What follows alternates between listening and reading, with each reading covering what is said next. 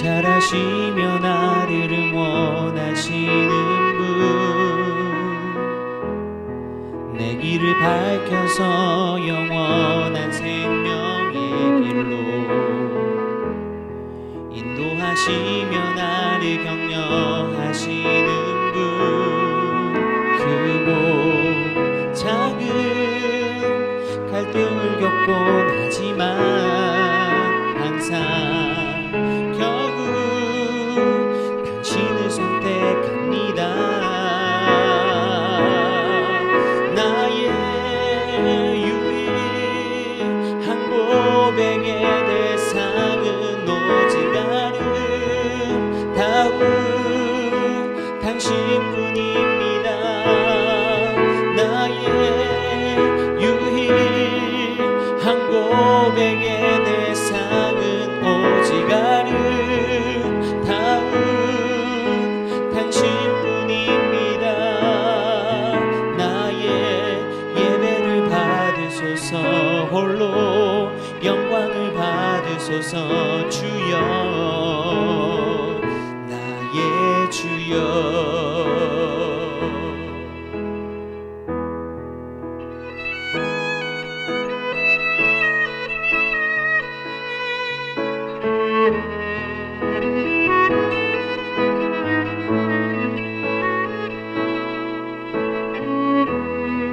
오 주님, 당신은 내 삶 구석구석까지 감찰하시며 나를 응원하시는 분, 내 길을 밝혀서 영원한 생명의 길로 인도하시며 나를 격려하시는 분, 크고 작은 갈등을 겪곤 하지만 항상 결국 당신을 선택합니다.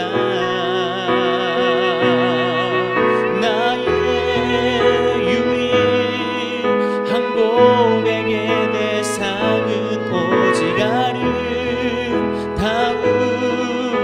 당신뿐입니다.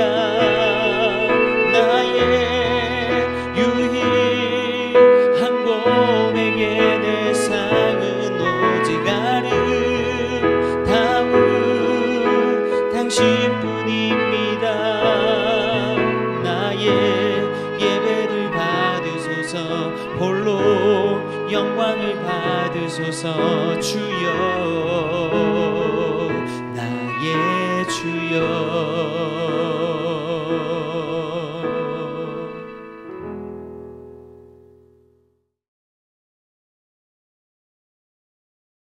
샬롬, 귀한 하루를 말씀 묵상과 기도로 시작한 우리 모든 성도님들에게 하나님 우리 아버지와 주 예수 그리스도로부터 은혜와 평강이 충만하시기를 축복합니다. 우리 함께 살펴볼 말씀 로마서 1장 11절부터 14절까지의 말씀입니다. 우리 함께 읽겠습니다. 내가 너희 보기를 간절히 원하는 것은 어떤 신령한 은사를 너희에게 나누어 주어 너희를 견고하게 하려 함이니 이는 곧 내가 너희 가운데서 너희와 나의 믿음으로 말미암아 피차 아니함을 얻으려 함이라.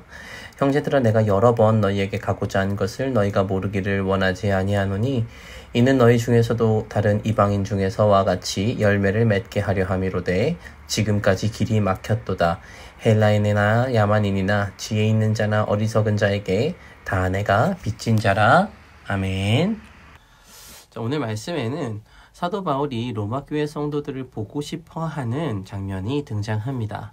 이 말씀을 통해서 사도 바울이 왜 그들을 향하여 나아가고 싶어 했는지, 또 그 말씀이 오늘날 우리에게 원하시는 것은 무엇인지를 확인하는 복되고 은혜된 시간 되기를 소망합니다. 자, 첫 번째로 사도 바울은 믿음의 견고함을 위해서 로마 교회로 나아가길 원했습니다. 사도 바울은 로마 성도들에게 강한 소망을 품고 있었죠. 그들의 신앙을 더욱 견고하게 세우기 위해서, 그리고 신령한 은사를 나눠주기 위해서 그들을 만나기를 간절히 바랐습니다. 당시 로마의 성도들은 복음을 듣고 구원받은 후 신앙의 길에 들어섰지만 그들의 신앙의 여정이 쉽지 않았습니다.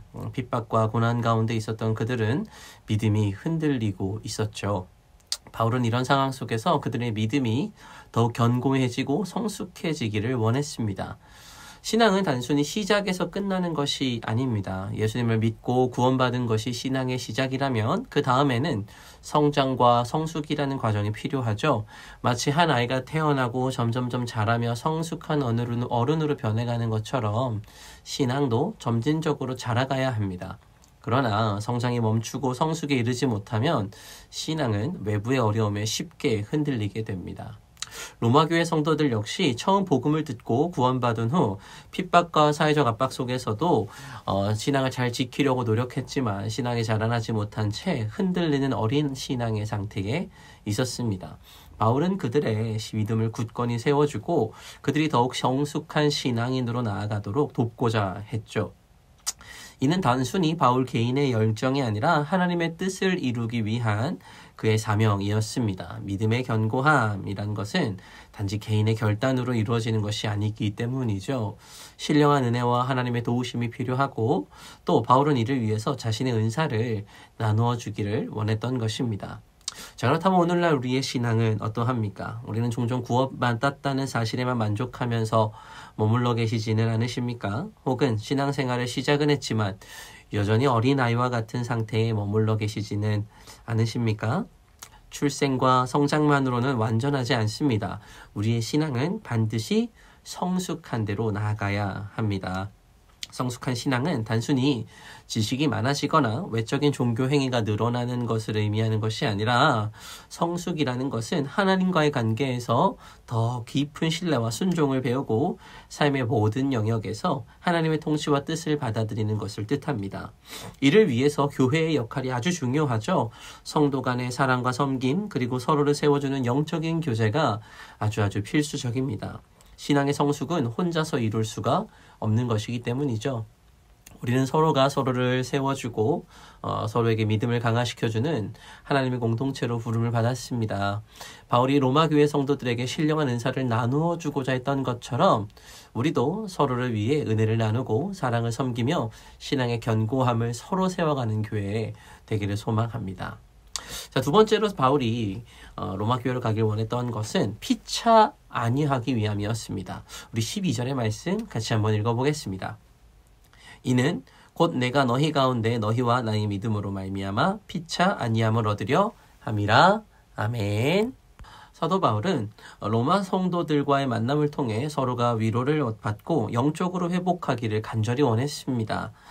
바울은 단순히 성도들을 위로해주는 위치에만 있다고 스스로가 생각하지 않았습니다. 오히려 자신 또한 성도들로부터 위로받고 또 그들의 믿음으로 인해 격려와 힘을 얻기를 원했죠.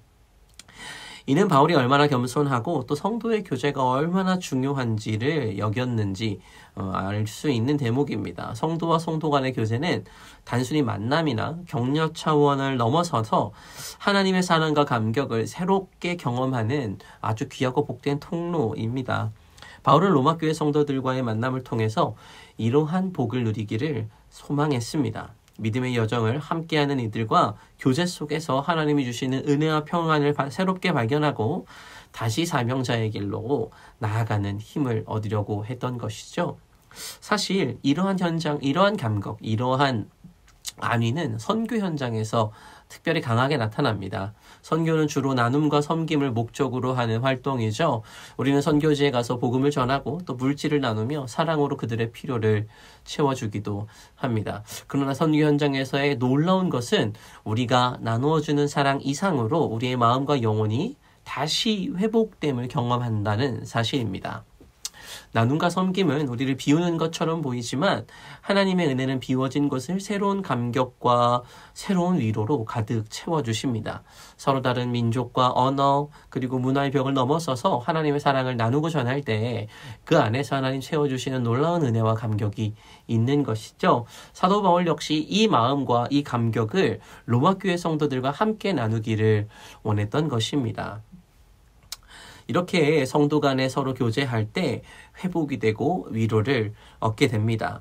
그 교제 속에서 하나님의 놀라운 치유와 회복이 이루어지는 것이죠. 사도 바울 역시 로마 교회에 나아가서 자신 역시 위로받기 원했고 자신을 통하여 그 교회에 있는 자들이 위로를 얻기를 소망했습니다. 자, 또한 사도 바울이 로마 교회 성도들을 보기 원했던 이유가 있었습니다. 그것은 바로 복음의 빚진 자로서의 사명감이죠.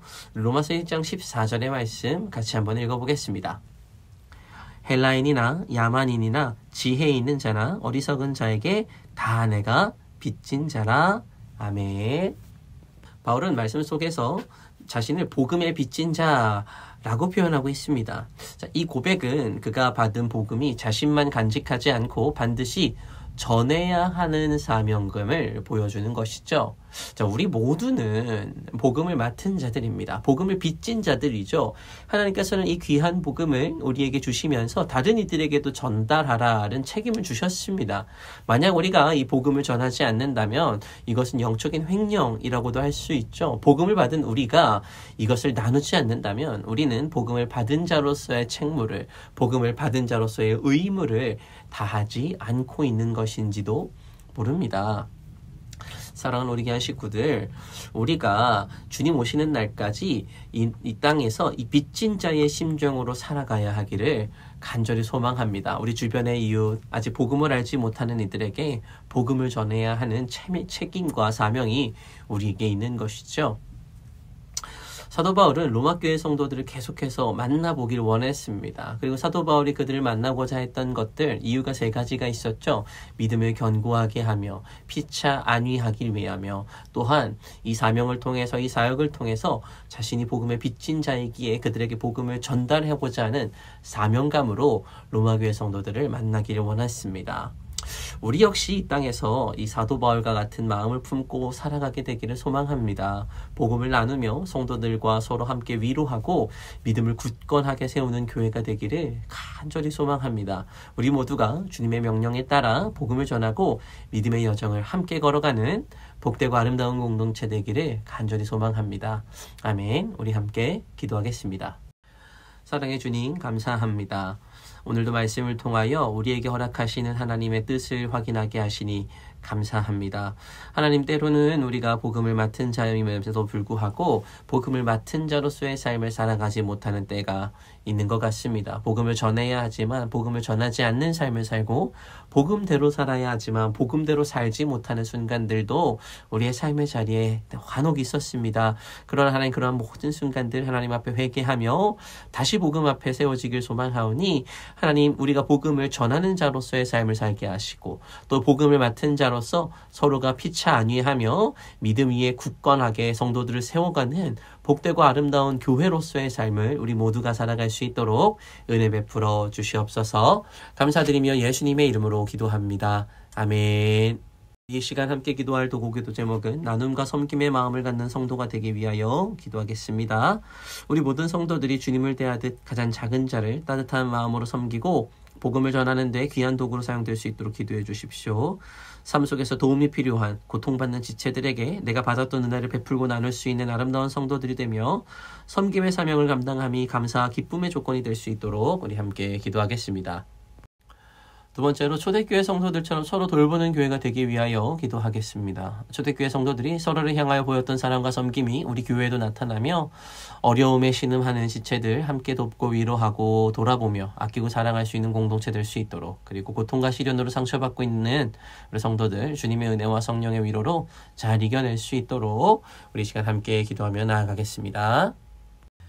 이 시간 마지막으로 교회를 위하여 기도하실 때 육신의 질병으로 치료 중에 있는 식구들과 생활에 어려움을 겪고 있는 식구들과 군 복무 중인 형제들과 타 지역에서 머물고 있는 교회 식구들과 학업 중에 있는 청년들을 위해 기도하시고 각자 기도 제목 가지고 함께 기도하도록 하겠습니다. 우리 함께 기도하겠습니다.